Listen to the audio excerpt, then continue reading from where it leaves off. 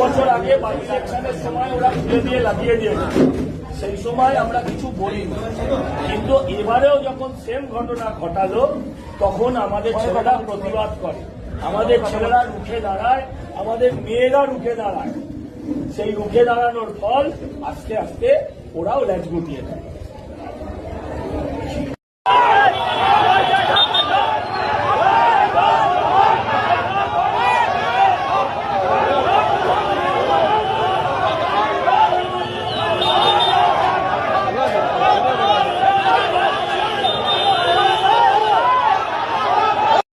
এই গেটটাকে ওরা খুলে দেয়, খুলে দিয়ে আমাদের হোর্ডিং ব্যানার ফেলে দিয়ে এই বিশ্বজিৎ বর্ধন তারপরে দিয়ে এটা লাগিয়ে দিয়েছে। সেটা আমাদের কর্মীরা যখন প্রতিবাদ করে আমরা পুলিশকে জানাই, তখন এসে ওরা, আমরা হাত দিয়ে দিই, আমরা চাইলে এখন ফেলে দিতে পারি, পুলিশ এসে আমাদেরকে সাথেই উল্টে তারা এ করে, আমাদের সাথেই বচসায় পুলিশ জড়ায়।